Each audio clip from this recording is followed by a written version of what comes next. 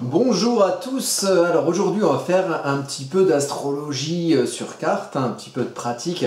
Donc je profite de l'occasion pour saluer l'arrivée nouvelle dans notre monde merveilleux d'une petite dont je vais être le parrain, ce qui est pas banal, enfin voilà, je m'y attendais pas, donc on me donne une responsabilité, alors je me suis dit tiens, je vais aller faire le thème natal de cette petite, sauf que, à part que je sais que c'est une petite, je ne connais pas sa date de naissance. On connaît à peu près le terme au bout de 9 mois, donc ça va arriver logiquement courant mars, donc ça va être une petite poissonne, voilà. Alors pour constituer ce thème, j'ai fait le lien alors c'est tout à fait utopique, pardon, j'ai fait le lien avec mon thème à moi, en me disant, bon bah si elle naît ce jour-là, avec cette heure-là de naissance, bah, ça donnera des aspects facilitants ou des aspects, on va dire, remarquables entre mon thème et son thème. Et donc on arrive à cette date qui est du 18 mars 2022 à, je sais plus, dans les 14 heures, quelque chose comme ça, et on obtient cette carte. Alors on va en profiter pour apprendre ensemble à constituer des thèmes de naissance et à les interpréter. Alors ça va être basique, hein, on va faire une vidéo de 20 minutes à peu près, et on va avoir les grands points à étudier quand on est devant une carte astrale comme celle-ci. Donc là vous avez une roue, voilà. Les premiers points à noter, c'est le soleil, donc le signe solaire de la personne, le signe ascendant et la lune. Alors là, nous avons donc un soleil en poisson, donc c'est une poissonne, effectivement, voilà, donc en fin poisson, hein, 18 mars, on est, je crois, à la fin du poisson, c'est le 20, donc on est vraiment sur la fin, donc 27 degrés d'orbe poisson, on a 30 degrés d'orbe par signe. Donc là, ici, on est vraiment en fin de saison du poisson. À savoir que tous les signes solaires, c'est à peu près du 20 du mois au 20 du mois suivant. Donc au mois de mars, 20 février, 20 mars, c'est la saison du poisson, la saison des soleils en poisson. Vous avez le deuxième point à regarder fondamentalement. Il se fait en fonction de l'heure de naissance. Donc le moment où le soleil pointe à l'est, donc symboliquement le lever du soleil, au moment de l'heure de naissance, ça donne un ascendant Lion. Ça veut dire que le soleil pointe sur la constellation du Lion au moment de la naissance de cette petite. Voilà, donc on ne connaît pas le nom, évidemment, sinon je donnerais son nom. Donc on a un ascendant Lion, alors c'est particulier parce que c'est à 0 degré du Lion, donc c'est vraiment en tout début Lion. Il faudrait peu de minutes pour qu'on soit encore en ascendant Cancer, voilà. Donc avec les heures qui passent, l'ascendant descend. 2 heures plus tard, donc après on va dire à 16 heures il aurait été en Vierge, à 18 heures il aurait été en Balance, voilà. Donc ça c'est des notions qu'il faut connaître quand on constitue un thème astral. Ensuite, le troisième point fondamental, c'est où est placée la Lune. Alors ici, la Lune est aussi en tout début, donc à 0 degré du Gémeaux. Voilà. Donc la Lune met 28 jours à faire le tour. Donc là, on est en début en Gémeaux. Qu'est-ce que j'ai dit Gémeaux? C'est en Balance, excusez-moi. Donc la Lune est en Balance. 2 jours et demi plus tard, elle sera en Scorpion. 2 jours et demi plus tard, elle sera en Sagittaire. Et pour faire tout le tour, il faut 28 jours complets. Voilà, donc on a le soleil, l'ascendant, la lune. Ensuite, moi j'aime bien quand je vois une carte astrale, regarder un petit peu le dessin qui est au milieu. Donc ce sont les aspects. Alors on voit qu'il y a plus d'aspects bleus, donc facilitants, que d'aspects rouges, dits contraignants ou en tout cas challengeants. On voit déjà qu'il y a une figure ici, donc on a un rectangle harmonique qui se trouve ici, voilà. Donc le rectangle harmonique en tant que figure d'aspect au milieu d'un thème, c'est quelque chose de stabilisant. C'est un petit peu du signe de la balance, c'est-à-dire que ça permet de voir un petit peu l'ensemble, hein, comme vous voyez ce rectangle qui fait l'ensemble de la roue, donc voir un petit peu un ensemble de choses, prendre en compte un petit peu ce qui est en face, ce qui est à côté, voilà, avoir un petit peu une vision panoramique à 360 degrés. C'est beaucoup 360 degrés c'est un double panoramique. Donc voilà, ça permet d'avoir une vision élargie, mais en même temps, ça donne aussi des caractéristiques d'indécision. Ou alors, c'est toujours compliqué de faire un choix quand on ne regarde pas juste le choix qu'on veut faire, mais aussi ce qu'il y a tout autour, les tenants, les aboutissants, les conséquences éventuelles de ces actions. Donc voilà, ça fait que en négatif, il peut y avoir aussi de l'indécision. Moi, au final, je trouve que c'est pas plus mal parce que dans cette énergie balance, il y a aussi une idée de tact hein, que j'aime bien. Et puis moi, je suis ascendant balance, donc c'est aussi ça qu'il faut que j'apprenne. Ce qui ne m'empêche pas de mettre des cacas partout éventuellement pour compenser. Donc, on a cette figure de... Alors, dans un rectangle harmonique, on a le facteur stabilisant. Et en fait, l'enjeu, c'est de résoudre les deux oppositions qui sont là. Donc là, il y a le point ascendant qui va s'opposer à trois planètes, ça s'oppose à ici, alors il faut faire attention aux traits, là c'est Vesta en fait, hein. Ça, ce truc là c'est Vesta, parce qu'il y a beaucoup de planètes au même endroit, donc ils mettent des traits, il faut se fier aux traits. Donc là on a Vesta par exemple, on a la part de fortune, voilà, qui s'oppose à l'ascendant, et on a aussi Pluton, voilà, qui s'oppose à l'ascendant, donc une triple opposition au point d'ascendant. Il faut regarder l'opposition la plus proche en termes d'ordre, donc on a à 0 degré. Ce qui va être très important, c'est l'opposition ascendant Pluton. Le descendant, donc la relation aux autres, va toujours s'opposer à l'ascendant. C'est le point opposé, diamétralement opposé, comme le milieu du ciel est diamétralement opposé au fond du ciel. Donc le point du descendant, c'est la relation aux autres. Sur la relation aux autres, on a Pluton. Donc ce qu'il faut voir quand vous faites un thème, c'est les 4 points d'angle aussi. Alors vous avez l'ascendant, évidemment, vous avez le fond du ciel, donc la source, la racine, ce d'où on vient, ce avec quoi on est arrivé, voilà, dans son incarnation. Le descendant, c'est la relation aux autres, de quelle couleur et quel caractère vont être on va être dans son interaction avec les autres, donc c'est le signe descendant. Là, on est aussi sur du 0 degré Verseau, sur le descendant, donc il va falloir se comporter comme un Verseau avec les autres pour vivre à part entière son incarnation, et ça va se teinter de Pluton. Et on a le milieu du ciel qui lui est en bélier, et qui est aussi en conjonction avec Chiron notamment, et Pallas Athéna, qui ne sont pas des planètes, mais des satellites, voilà, mais qui ont aussi leur importance. Donc regardez si vous avez des planètes aux angles, ça va peut-être constituer des dominantes planétaires dans vos thèmes. Donc il n'y a rien à l'ascendant, on a la Lune qui est à peu près à 12-13 degrés du fond du ciel. On ne va pas compter ça dans une conjonction. Par contre ici effectivement on a Pluton et dans une moindre mesure la part de fortune et Vesta au descendant, et on a Pallas Athéna et Chiron au milieu du ciel. Alors qu'est-ce que ça veut dire tout ça? Déjà rien qu'en faisant ça, à mon avis, on aura fait la vidéo. Ensuite, sinon au niveau des figures, on constate qu'il y a c'est ce qu'on appelle un cerf-volant. Moi je trouve que ça ressemble à un diamant.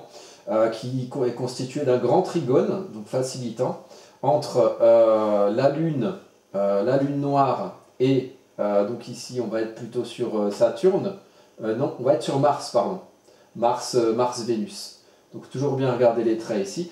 Donc Mars-Vénus, et qui est agrémenté d'un triangle de 2 sextiles, donc un trigone, toujours Lune noire, Vénus-Mars, et 2 sextiles au milieu du ciel, Chiron, Pallas Athéna.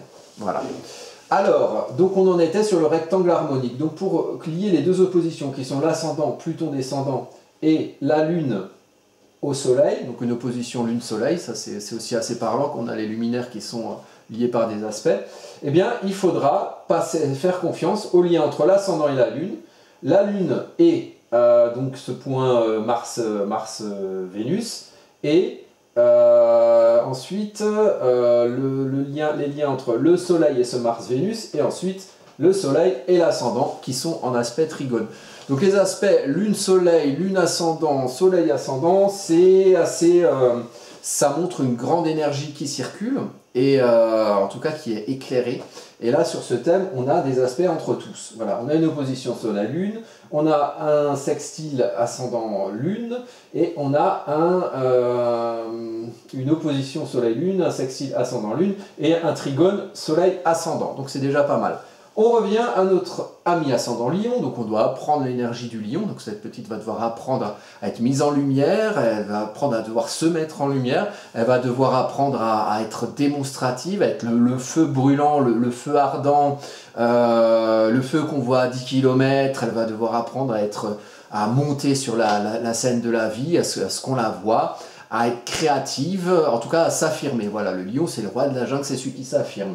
Mais pour faire ça, cette petite va devoir être une lumière parmi les autres, une lumière Verseau, une lumière originale, qui est particulière, qui ne fait pas comme tout le monde, qui veut absolument pas faire comme tout le monde, mais qui doit être avec les autres. Et la lumière, cette lumière d'un descendant Verseau ne doit pas aveugler les autres, mais au contraire être une source peut-être d'inspiration pour les autres.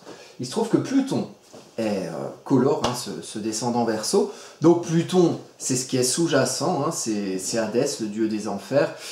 Pluton, ça donne en général du charisme. Ça veut dire que c'est quelqu'un qui va se comporter avec les autres en étant charismatique. Déjà, on a ça avec le fait d'être... voilà, là, ça va arriver avec les années. Hein, on ne devient pas... L'ascendant, c'est une énergie d'apprentissage. Donc, quand on est petit, on est plutôt proche de sa lune. Lune en balance, donc, qu'avec les caractéristiques visibles à l'extérieur d'un ascendant lion. Donc, le côté lion va, au fur et à mesure, certainement à partir de l'adolescence, se montrer, voilà. En plus, il se trouve qu'elle a une maman lion, donc elle va pouvoir hériter et voir l'exemple de qu'est-ce que c'est un lion. Et croyez-moi, la maman, elle est lion, lion, lion, elle a tout un amas de planètes en lion. Donc il y aura de quoi, voilà, prendre exemple sur la mère, c'est éducatif, et ça tombe bien dans ce cas-là. Donc Pluton, ça donne du charisme, ça veut dire que c'est quelqu'un qui va pouvoir peut-être, alors au sens négatif, manipuler les autres, hein, mais on peut aussi... avec son charisme, quand par exemple on mène un projet, qu'on veut faire quelque chose avec les autres, qu'on veut contractualiser avec quelqu'un, parce qu'il s'agit quand même de la maison 7, le descendant, quand on veut, dans sa relation aux autres ou à l'autre, ça peut aussi être le couple, le mariage, quand on veut faire quelque chose à un moment donné, il faut bien qu'il y ait quelqu'un qui prenne le lead, qui prenne la décision, et un Pluton, ça va pouvoir prendre ce lead, agir au nom de ses décisions, de sa volonté lion, mais ça va pas forcément se voir. C'est d'où le côté un petit peu manipulation. Pluton, il agit en lame de fond. C'est pas visible comme Mars, mais cependant, là on a double statut. Avec ce Pluton, on a quand même pas loin du descendant et dans la maison 7, un Mars-Vénus ici, donc c'est les deux planètes, Mars-Vénus, et en fait elles arrivent là, au beau milieu du Verseau. Donc Mars-Vénus conjointement, alors oui, bon, ça c'est le ciel du 18 mars, hein, donc on a fait des vidéos sur les transits, hein, on a la conjonction prochaine de Jupiter-Neptune, enfin voilà, mais les gens vont naître à ce moment-là et auront ce thème de naissance, qui est le cas de cette petite. Donc elle aura une quasi-conjonction Mars-Vénus, donc c'est une polarité masculine-féminine, donc on aime agir au nom de ses valeurs. Je dirais que entre un Mars et un Vénus en Verseau, c'est plutôt le Mars qui prend le pas qu'il soit en dignité, pas qu'il soit en domicile ou en exaltation, mais c'est un signe d'air. Mars est une planète de feu, le feu et l'air ça va bien ensemble. Après, on remarque que Vénus est aussi considérée comme une planète d'air, donc au final, bon, c'est plutôt équilibré. Le Mars-Vénus, c'est quelqu'un qui... c'est pas quelqu'un qui va être... ça peut faire de la passion, voilà, comme un Vénus en bélier. Ou ça peut faire... ça va être quelqu'un qui va être subjectif, voilà. Ça va pas être quelqu'un de... Mars-Vénus, je vois pas quelqu'un d'effacé, de toujours calme, de toujours rationnel. Moi, ça m'évoque vraiment plutôt la passion. En tout cas, c'est les énergies personnelles qui sont concentrées. Mars, la confrontation, Vénus, une envie de douceur, tout ça en mélange, ça fait qu'à un moment donné, on peut mêler les deux. Donc on peut être à la fois doux et à la fois imposer ses idées. On peut être à la fois dans l'action et à la fois aimable, voilà, c'est-à-dire, voilà, on peut aimer l'action ou on peut faire au nom de ses valeurs, au nom d'idéaux peut-être de douceur vénusienne. Donc ça colore la relation aux autres ou à l'autre. Donc c'est très intense, il y a une maison 7 très intense. Et tout ça va être limité par Saturne en Verseau. Saturne en Verseau est en domicile. Saturne en Verseau le subit depuis un moment donné, depuis 2021 en astrologie de transit, donc dans notre ciel collectif. Saturne en Verseau, ça va quand même limiter, donc là on est quand même dans le Verseau, donc la communication aux autres, la communication en réseau, Saturne en Verseau va un peu structurer ce côté Mars-Vénus un petit peu plus passionné, plus subjectif, peut-être va apporter de l'objectivité. Le Mars Verseau est fort, c'est la seule planète qui est en domicile ici. Le Pluton, lui, il est en Capricorne, donc on va dire que c'est une personne qui aura un caractère dans sa relation aux autres un petit peu sous-jacent dans la structure.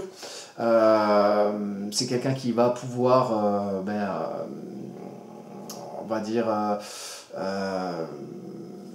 triturer les choses, les rendre malléables à sa façon, un petit peu souterraine au niveau de la structure des bases de ce qui va être fait avec les autres. Et par contre, le Mars-Vénus affublé d'un Saturne un peu plus loin, ça veut dire que c'est quelqu'un qui, dans son caractère, par rapport aux autres ou par rapport à l'autre dans le couple, peut être quelqu'un qui va être passionné, qui va être subjectif, mais ça va être un petit peu atténué par le Saturne qui donnera de la structure. Alors Saturne est pas mal placé en Verseau. Donc ça ne veut pas dire que c'est... Alors on sait que Saturne c'est limitant, Saturne c'est la restriction, en transit c'est la restriction de l'expression populaire, mais à un moment donné, si on parle à tort et à travers et qu'on agit n'importe comment, c'est pas forcément cool pour la personne. Donc ici, là, le Saturne, moi je prends ça comme plutôt positif, va donner une personne qui saura être mesurée dans sa relation aux autres, ce qui n'aurait pas forcément été le cas avec juste le Vénus-Mars seul en Verseau. Et le Pluton va donner à tout ça du charisme et un caractère d'action qui peut être sous-jacente. Donc c'est quelqu'un qui va pouvoir guider les autres à faire ce qu'elle veut et peut-être à accomplir sa tâche d'ascendant Lion, c'est-à-dire de mise en lumière de sa créativité. Elle pourra le faire avec les autres. Alors, si elle est pas cool, elle va le faire en les manipulant contre leur gré. Et si elle est cool, elle va le faire en sachant les convaincre. Voilà. Donc Pluton sur le descendant, en tout cas, ça donne beaucoup de charisme. Beaucoup de charisme, une capacité d'être subjective et passionnée, mais quand même structurée avec Saturne et qui saura peut-être se limiter dans toutes ses passions sur le thème de la relation aux autres ou à l'autre. Voilà. En tout cas, ça va être intense. Voilà. C'est quelqu'un là qui est amené à faire briller sa lumière dans sa relation aux autres. C'est très clair. Alors, on regarde aussi les maîtrises. Donc, le maître d'ascendant, c'est très important. Un ascendant Lion, son maître, c'est le Soleil. Le Soleil se trouve en maison 8. Donc, c'est quelqu'un qui va éclairer comme un poisson. Donc comme éclairé dans l'eau. Donc vous voyez, une lumière dans l'eau, c'est pas forcément c'est pas hyper vif comme un soleil en Lion au cœur de l'été. Une lumière dans l'eau, ça peut éclairer l'infini océan émotionnel. Donc c'est quelqu'un qui est amené à se transformer ou à transformer donc maison 8, c'est analogique au Scorpion.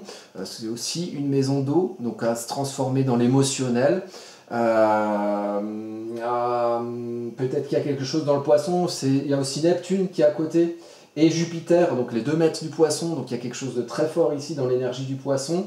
Le but ce sera aussi de savoir se limiter et de canaliser toute cette aspiration, toute cette expansion d'aspiration Poisson. Le soleil pointe là, donc là vraiment ce sera la mission number one de la personne. En plus c'est un ascendant Lion, donc le soleil est prépondérant dans le thème. Donc il faudra vraiment que cette petite éclaire son océan émotionnel, ses aspirations, qu'elle mette le doigt dessus, qu'elle sache ce qu'elle veut, ses rêves, ce à quoi elle aspire. Je ne sais pas si c'est forcément pour les réaliser, mais en tout cas pour se comprendre. Voilà. La maison 8, c'est un petit peu quand on est en coloc. On a rencontré l'autre en maison 7, donc grosse maison 7 déjà. Puis ensuite en maison 8, on s'habitue aux autres. Et enfin on s'habitue ou on ne s'y habitue pas. Voilà, les émotions se confrontent et quand on vit avec quelqu'un depuis longtemps, on commence à savoir, là je peux plus lui blairer pour ci, je peux plus lui blairer pour ça. Et on essaye de comprendre pour sublimer ça, transcender ça et quand même pouvoir vivre ensemble sur le long terme.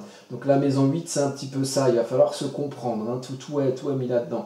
Beaucoup d'artistique, hein, parce qu'il y a expansion de Jupiter qui expand les aspirations de Neptune dans ce signe, donc il y aura une transformation, en tout cas une renaissance en cours de vie par rapport au moment où elle aura réussi à vraiment éclairer son océan émotionnel et du coup réussi à mettre ses limites dans cette eau poisson pour canaliser cette énergie et l'amener là où il faudra qu'elle l'amène.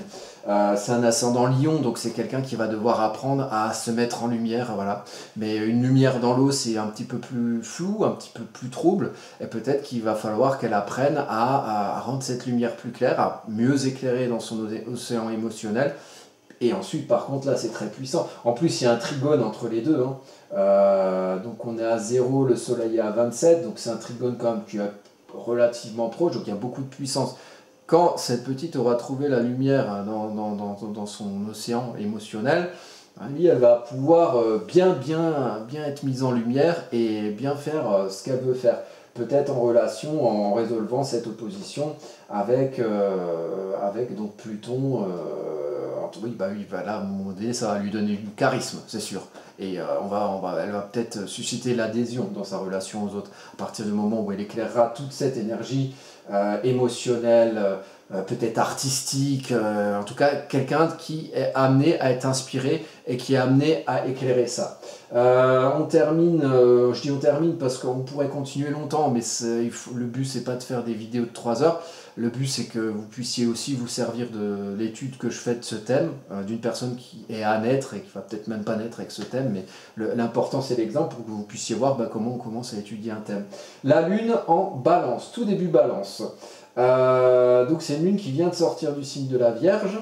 Donc le maître de la Balance c'est Vénus, Vénus la maison 7, donc c'est quelqu'un qui va être en confort, la Lune c'est là où on est en confort, qui va être en confort dans sa relation aux autres, qui va être en confort certainement quand elle va être avec les autres, quand elle va vivre parmi les autres. Donc elle éclaire à la fois dans sa relation aux autres par cet aspect d'opposition à résoudre. Voilà, l'opposition c'est un pont un peu trop loin où on ne voit pas forcément à l'autre bout. Le but c'est de créer le pont entre cet ascendant, le moi, sa personnalité, et le descendant, son incarnation, sa programmation de naissance amène à être avec les autres.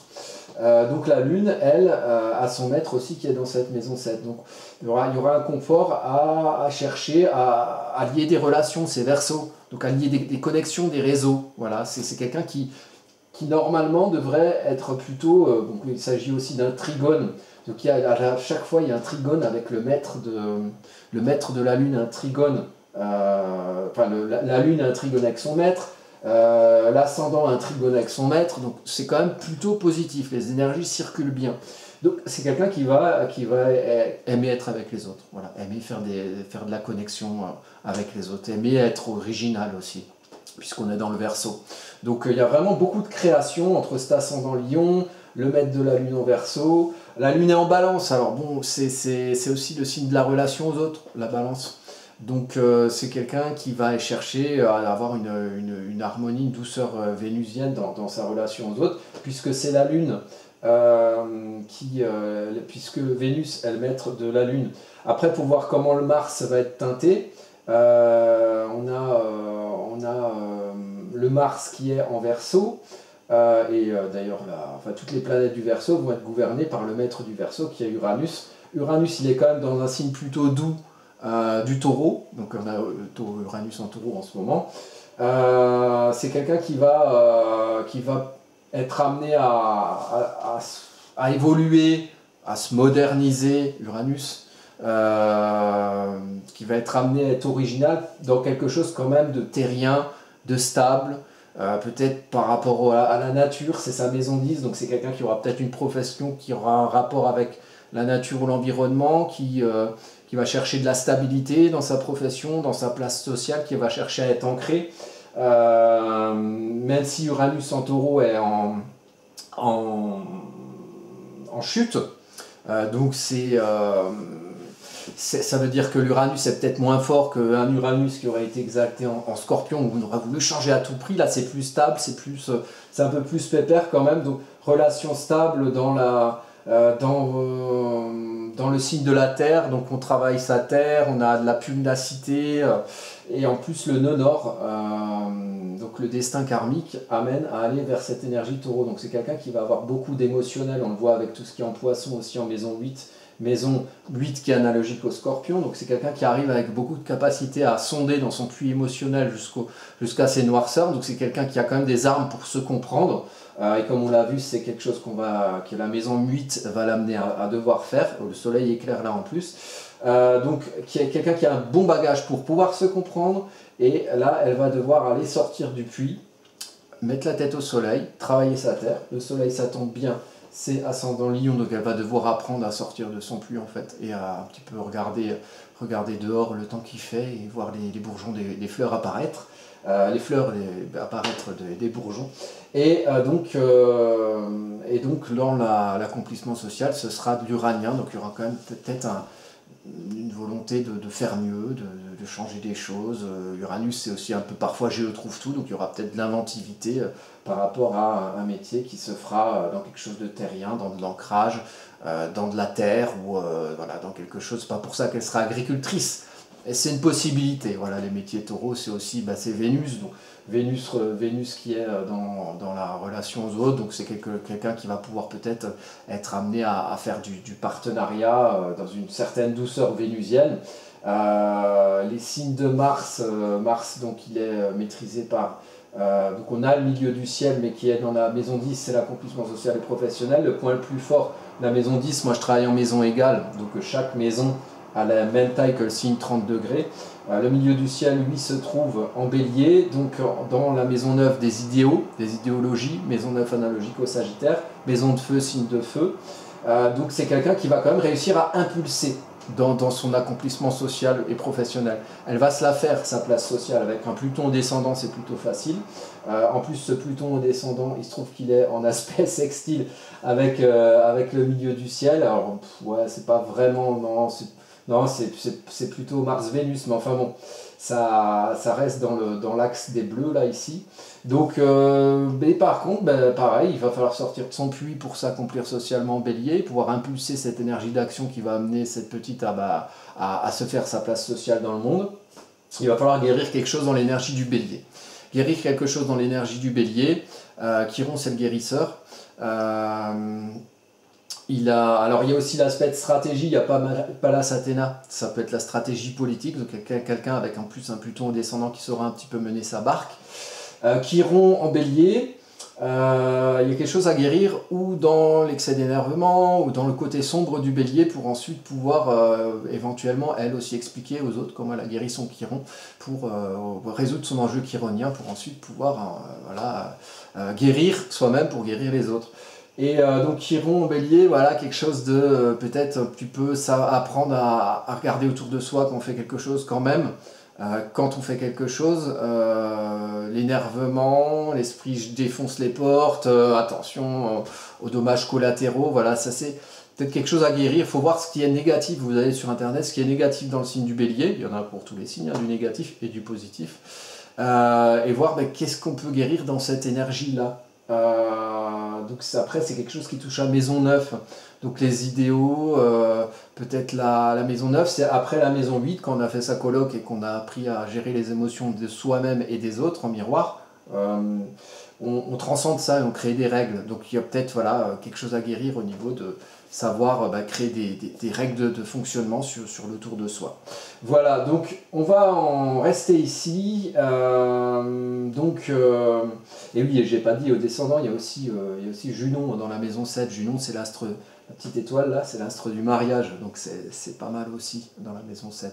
Voilà, donc on va en rester là pour cette étude de thème. Peut-être je ferai une suite, mais pas forcément, enfin on verra. Enfin, je pense que les parents vont me demander une suite. Hein. C'était vraiment de la vulgarisation pour pouvoir analyser la manière dont on peut faire un thème natal. Je vous dis à bientôt, soyez forts, soyez beaux. Ciao, ciao.